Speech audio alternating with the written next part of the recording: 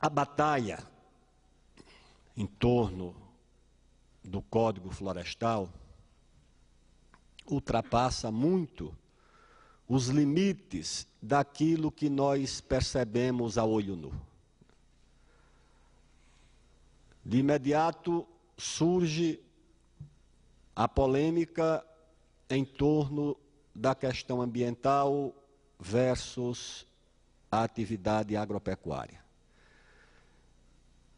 E a discussão se situou na largura das matas ciliares, das florestas que revestem as margens dos rios, de 15 metros, de 5 metros, de 20 metros, de 500 metros, ou da proporção na propriedade da área destinada à reserva legal, 20%, 80%, 35%. A preocupação legítima com o meio ambiente, com a proteção da natureza, da flora, da fauna, muito importantes para a vida, para o bem-estar das pessoas.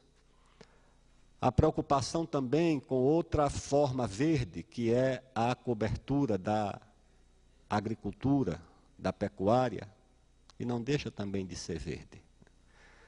A produção de alimentos em grande quantidade, baratos para a nossa população mais pobre, para aguentar um pouco o tranco da crise mundial e segurar a nossa balança comercial, deficitária na indústria, porque a nossa indústria é uma indústria que perde mercado a cada dia, e o país se sustenta um pouco na nossa capacidade agropecuária.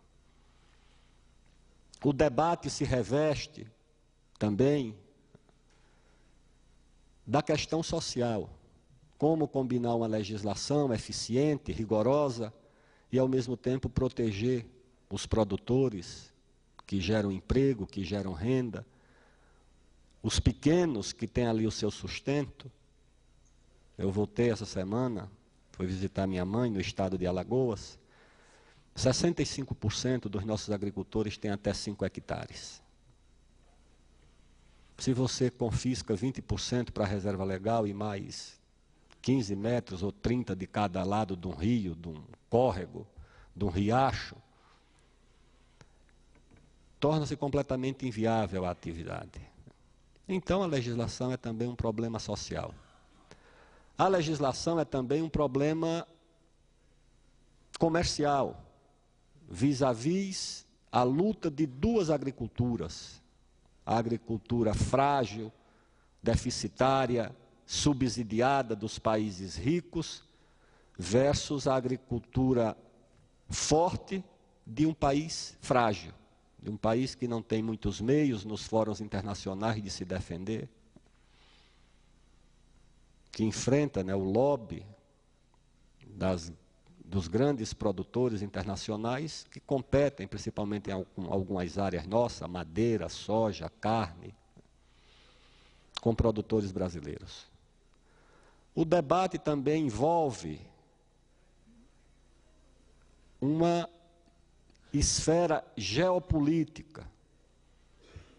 A partir do fim da União Soviética, quando era possível a interferência dos países fortes nos países mais fracos, a pretexto da luta contra o comunismo, que usava como legenda a defesa da democracia contra as ditaduras, a defesa da liberdade contra a tirania.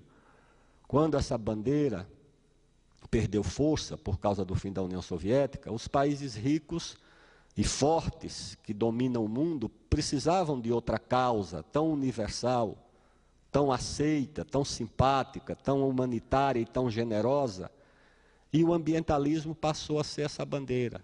Em nome do ambientalismo, ele se propõe até a fazer guerra, como já há livros publicados dizendo que as guerras do futuro terão, entre outra questão, o meio ambiente. Você usa o meio ambiente como pretexto para interferir nos países mais fracos.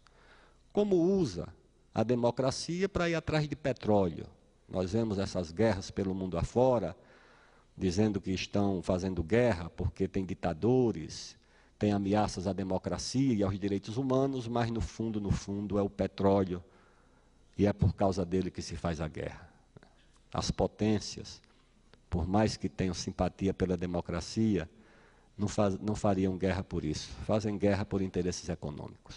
E o ambientalismo se transformou também numa bandeira para permitir a interferência nos países mais fracos. Agora mesmo o presidente da Bolívia está se vendo lá com uma rebelião de uma parcela da população indígena, apoiada pelo ambientalismo, em acordo com a Embaixada dos Estados Unidos, o que gerou protestos do governo boliviano, para impedir a construção de uma estrada que facilita naturalmente a vida e o desenvolvimento de um país pobre como a Bolívia.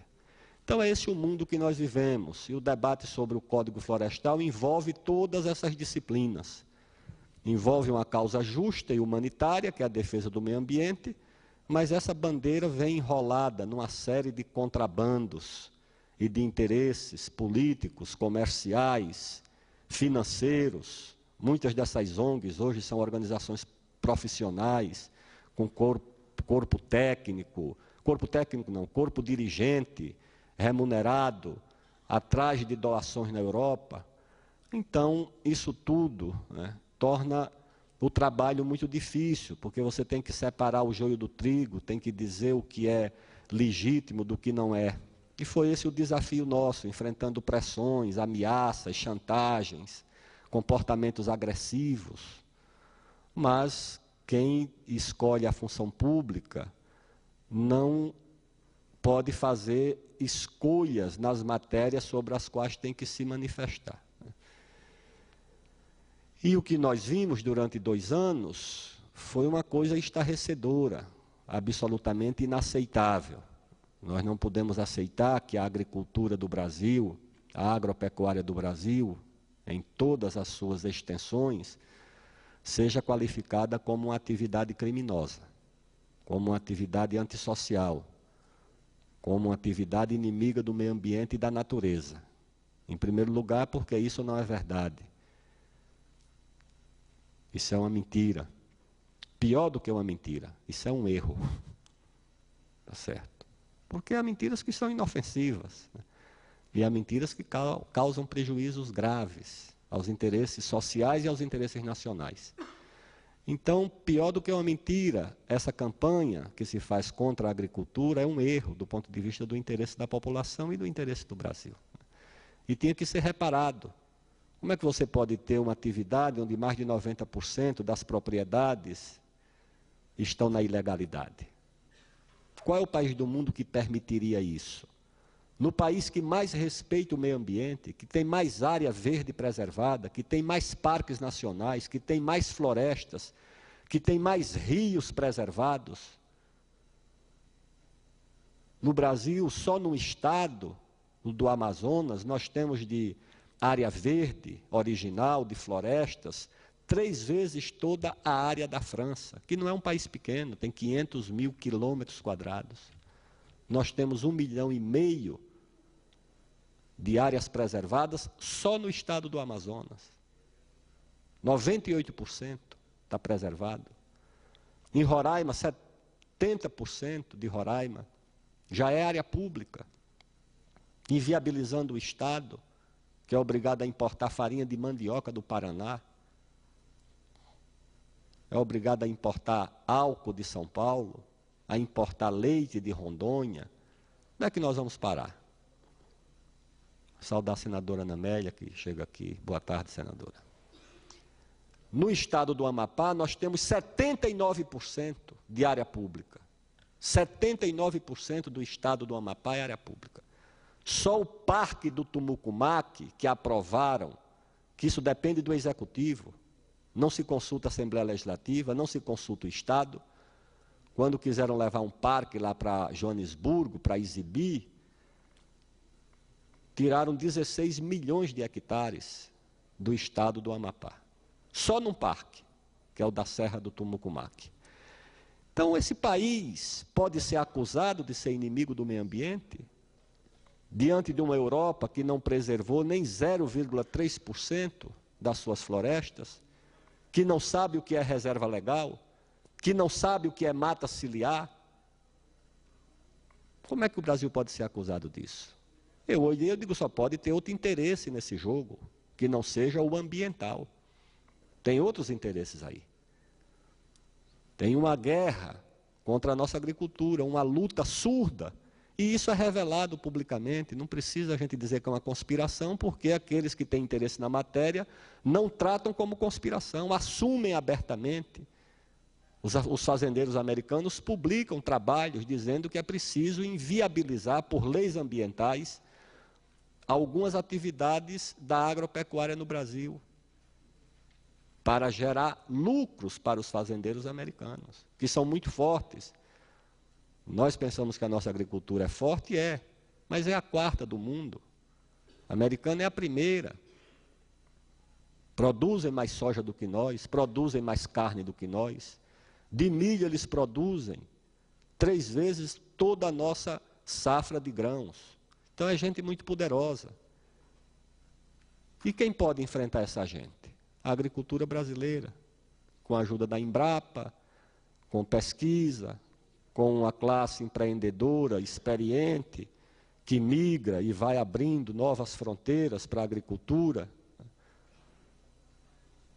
Nós vamos ocupando um espaço que incomoda. Então é preciso que as autoridades, os intelectuais, a classe média urbana, que acha que não tem nada a ver com isso, que o leite sai da fábrica dentro de um saco plástico, tá certo? Então é preciso que nós tomemos consciência dos interesses que estão em jogo. E que a nossa agricultura tem força, mas ela também tem limites. Nós vivemos uma situação no campo onde só tem condições de sobreviver os muito grandes, os médios e os pequenos. Como é que vão sobreviver? Pega mesmo nesse movimento cooperativista que nós visitamos, lá no Paraná, em Santa Catarina. Aparentemente uma coisa muito forte, bonita, mas a renda média do agricultor é uma renda pequena, em declínio, porque os preços agrícolas estão em declínio. Não precisa tirar uma renda de 1, 2, 3 salários mínimos, de uma propriedade de 8, 10, 20 hectares, mesmo com o apoio da cooperativa, não está fácil. E no Nordeste, então, onde o movimento é mais frágil, a agricultura mais pobre, é um deserto. A juventude está desaparecendo do campo. Semana, lá no interior, saí num cavalo com um grupo de amigos, parando assim, conversando, tomando uma água ali, outra acolá. Cheguei numa casa, tinha a dona Francisca com 81 anos de idade, trabalhando de enxada, não tem mais, o marido foi embora para Maceió, os filhos foram embora, ela ficou sozinha na casa. Ainda trabalha, dona Francisca? Trabalho, meu filho, de enxada. Tem ali a fava que eu plantei, a batata doce. Quem é que vai ficar no campo? O menino lá falou para mim, disse, olha, eu fui comprar para vender na feira de Viçosa, R$35 um milheiro de banana. Quem é que é estimulado a plantar banana para tirar um cacho um ano depois para vender um milheiro por R$35? 1 quilo de abóbora na feira, R$1 o quilo. 4 mamões por R$1. A batata doce chegou a dar R$6 o saco de 60 quilos. Você leva da roça para a feira, paga R$3 de frete o saco de 60 quilos. Qual é o jovem que vai querer ficar na cidade, no campo, tomar conta de uma roça, tomar conta de uma cabra, de uma vaca? Quem é que vai querer ficar? E essas pessoas ainda serem tratados como criminosos ambientais, sinceramente, entendeu? Sinceramente. Crime é tratar essas pessoas como criminosos ambientais. Esse é que é o crime. Esse é que é o crime. Então é gente que fica numa metrópole, como São Paulo, quando vai numa pizzaria, só quer pizza forno a lenha. Pergunte lá numa pizzaria em São Paulo se eles querem comer pizza em forno elétrico. Pergunte se quer ir numa churrascaria e comer um churrasco assado no forno elétrico. Tem que ser na brasa, né? Agora, quando fala de meio ambiente, o criminoso ambiental é o cara que está criando uma vaca lá em Roraima, plantando feijão na beira do Tietê, ou cana, ou plantando capim. Pode ser uma coisa dessa. Isso tem sentido, um negócio desse. As cidades todas poluídas, né? Lá em Marília, a moça lá, trabalhadora rural, 3 hectares. Só saí. Por que saiu da zona rural? Porque o promotor chegou e disse que não podia plantar repolho na beira do rio. Ela disse, meu avô plantava repolho, meu pai plantava repolho, eu e meu marido plantamos repolho. O promotor disse que não pode. Aí eu vim para Marília, tá certo? Na cidade de Marília, onde o esgoto despeja dentro do rio. Não tem esgoto dentro do rio no campo. Agora na cidade está cheio. Como em São Paulo, no rio Tietê. Boa parte do esgoto da Grande São Paulo vai para dentro do Tietê direto. E essa consciência ambiental existe? Existe alguma ONG preocupada com isso? O Greenpeace está preocupado? Que coisa nenhuma, está preocupado em tutelar a Amazônia, ser dona da Amazônia, transformar a Amazônia numa reserva de minério, de água, de biodiversidade, para os interesses, sabe-se lá de quem. Mas nós desconfiamos. Diante disso, nós procuramos uma solução adequada, é um pacto. Esse código aqui, isso aqui não era, essa lei não era a que eu queria, nem a que eu acho mais justa. Isso é a que é possível você aprovar. Tá certo? É a lei mais dura ambiental do mundo, é essa que nós estamos discutindo aqui. É a que nós aprovamos na Câmara. Continuará tendo reserva legal só no Brasil, nenhum outro país do mundo. O Greenpeace nunca pediu reserva legal nem de 1% na Holanda, na Amazônia, que é 80%. Porque aí um produtor de soja na Amazônia vai produzir em 20% da propriedade e um americano vai produzir em 100%. Então ele acha que assim já equilibra um pouco mais as coisas. Nós vamos continuar tendo essas matas ciliares de 30, 50, 80, sei lá, 100, 500 metros. Qual é a mata ciliar da Holanda? Pergunte para alguém aí, vai no Google, tem lá um programa que aproxima na beira do rio. Vai ver se tem. Tem mata ciliar de repolho, de couve-flor, de uva. Perguntei para uma associação de agricultor português se eles plantavam na beira do rio. Eu fiquei achando engraçado como ele entendeu a minha pergunta. Na beira do rio, por quê? O senhor já tem alguma semente aí, a Embrapa, que possa plantar dentro do rio? Porque na beira do rio, na beira do rio já planta tudo. Ele achou que tinha uma semente para plantar dentro do rio, porque na beira do rio já planta tudo. Qual é o pacto que foi feito? A tentativa de pacto é uma dupla consolidação. Você consolida toda a área verde que nós temos de pé, que não é pouco, e joga para as futuras gerações esse debate. Se querem de fato 80% de reserva legal na Amazônia ou não, fica para depois. Preserva o que tem verde e preserva o que tem de uso na agricultura e na pecuária, que é muito pouco. Nós temos para a agricultura no Brasil, senadora Ana Amélia, metade do que temos de terra indígena demarcada. Dá 60 milhões de hectares. Toda essa nossa safra de grãos, de 140, 150 milhões de toneladas, milhões, está tudo dentro de uma área de 60 e poucos mil, 59 mil milhões de hectares. Ou seja, 4 parques do Tumucumaque. O estado do Acre, do Amazonas, nem se compara, tem 98% preservado. E a área da agropecuária, que deve andar em torno dos, 190, 200 milhões de hectares. E numa guerra também, porque eles jogam tudo para cima da agropecuária, da pecuária. A pecuária que é o alvo. Então tem um lobby da carne americana, da irlandesa, muito forte no Brasil, atuando, fazendo dossiê, dizendo que a nossa carne é de área desmatada. De fato, a nossa carne, em boa parte, tirando os campos de pecuária tradicional, de capim nativo, é de área desmatada. A pecuária americana não tem uma origem mais nobre. Não tinha mata, não, lá tinha índio nos campos de pecuária dos Estados Unidos. E os índios foram abatidos. Tem uma tabela do século XIX, publicada em livros, quanto custava a cabeça de um índio adulto, de uma mulher e de uma criança. Eram abatidos para liberar os campos para a pecuária. É essa carne que é boa, que é saudável? Então sustentem isso. Inclusive o Ministério Público Federal, que fez uma campanha aqui sórdida, revoltante, contra a carne da Amazônia, do Centro-Oeste. Ou tem a carne argentina, que também era dos índios patagões.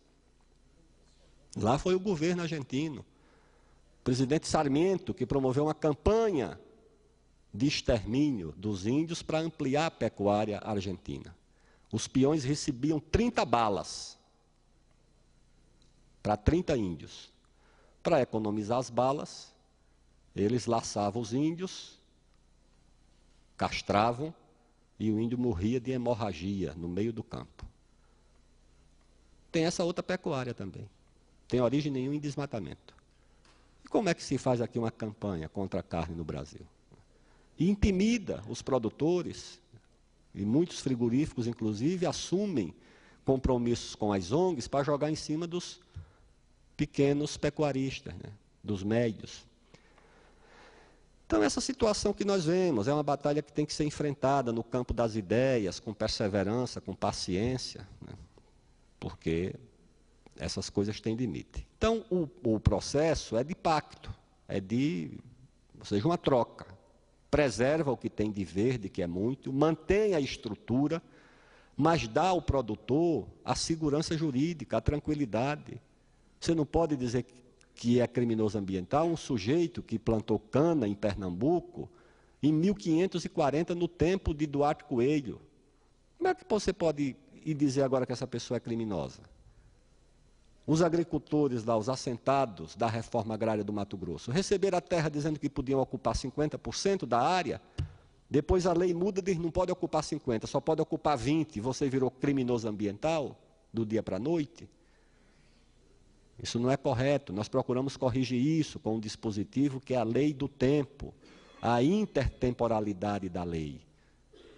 Isso é uma coisa nova e boa, que o governo aceitou, o Ministério do Meio Ambiente também aceitou, que eu compreendo também as pressões que sofre, né? Porque é isso, o Brasil é submetido a essa pressão. Né? Ameaçam que quando o Brasil, o presidente, viaja, vai ser cobrado por isso. Né? Isso tudo vem com ameaças. Né? O país cobrado lá fora, e como nós somos uma nação ainda em formação, imatura ainda, adolescente ainda, carente da aprovação alheia, temerosa do julgamento alheio, ficamos aqui vulneráveis, suscetíveis a essas pressões, sem entender que há, no meio de coisas legítimas e justas, interesses obscuros, áreas de luzes e áreas de sombra, de penumbra, na guerra do mais antigo general da humanidade, que é o general Comércio.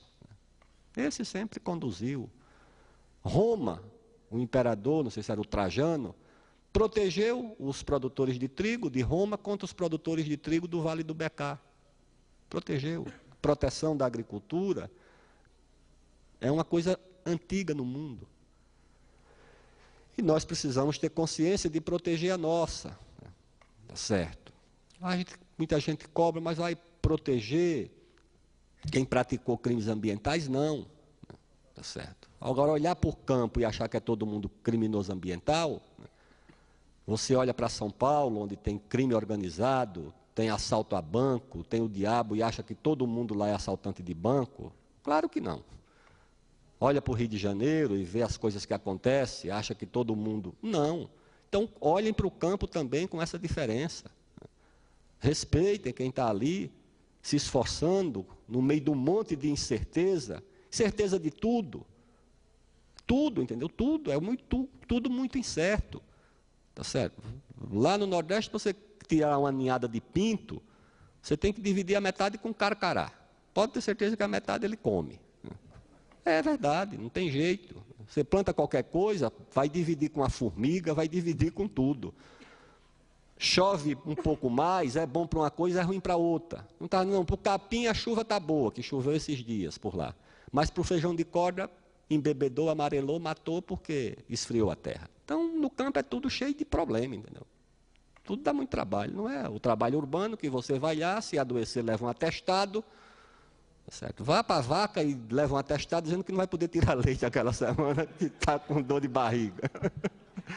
Diga, a vaca, se vira, eu estou só atestado aqui, ó, bota o leite lá no ponto, que a turma vai passar para recolher. Não, entendeu? Fala lá para as ervas daninhas que você está doente e vai passar um mês sem limpar o roçado, para ver se ele não toma conta de tudo. Então, essas coisas precisam ser respeitadas, entendeu? Que não é uma vida fácil, não é uma coisa muito difícil. E acho que o debate sobre o código, pelo menos assim do meu ponto de vista, não é só um debate para resolver tecnicamente as questões, é também, mas é uma batalha pela valorização do campo, da agricultura do Brasil, da vida no Brasil, que é a vida no campo, que moldou a nossa cultura, a nossa identidade, o nosso idioma, a nossa música. Será que um menino que vai dançar um forró universitário, sertanejo, sei lá, não se dá conta que esse som veio do campo? Será que os intelectuais que gostam de Villa-Lobos não se dão conta que o motivo daquela música veio do campo?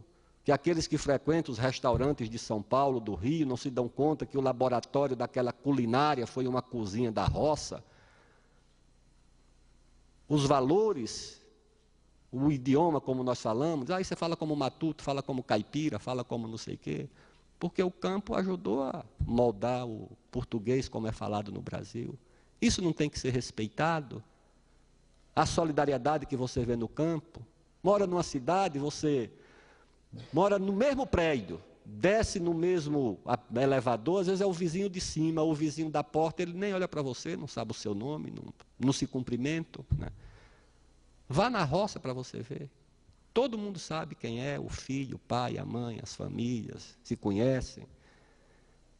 Ou seja, se a sociedade não der valor a uma coisa dessa, vai dar valor ao quê exatamente? Que tipo de sociedade nós estamos construindo? Então, Zonta, eu encerro dizendo o seguinte: não está em jogo apenas, né, tá certo, os interesses comerciais do Brasil na agricultura, não está em jogo apenas a política de segurança alimentar. Eu dizia essa semana, a primeira Constituição do Brasil foi batizada de Constituição da Mandioca, porque a mandioca plantar mandioca era o seguro alimentar da população. A colônia, o império, obrigava que cada proprietário reservasse um pedacinho para plantar mandioca, para não faltar a coisa básica que o padre Anchieta chamou de pão dos trópicos, que era a mandioca. Então, além da segurança alimentar do nosso povo, comida barata, principalmente para a população mais pobre, né, que é quem mais gasta com alimento, né, é quem sabe o preço do que está na feira, quando aumenta o feijão, a farinha, a carne. A família de trabalhadores discute isso. A classe média alta não, isso aí é um detalhe. Além disso, está em questão também a nossa história, a nossa identidade, a nossa cultura. Preservar o campo é preservar uma parte importante daquilo que moldou a identidade nacional. É isso que está em jogo também. E acho que isso deve ser uma preocupação do país, mais do que dos agricultores, dos cooperativistas, de quem produz no campo. Isso é um assunto de interesse do país, de interesse do povo e de interesse nacional. E é assim que ele deve ser encarado. E nós aprovamos na Câmara 410 votos. De todos os partidos, com exceção de 2, né? Os grandes partidos, os médios, os pequenos, o PCdoB, o PT, o PDT, o PSB, o PMDB, PP, PR, PTB, o DEM e o PSDB votaram na proposta. Aqui no Senado, também já foi aprovado na Comissão de Constituição e Justiça por 17 votos a 5. Mas tem sempre quem não compreenda.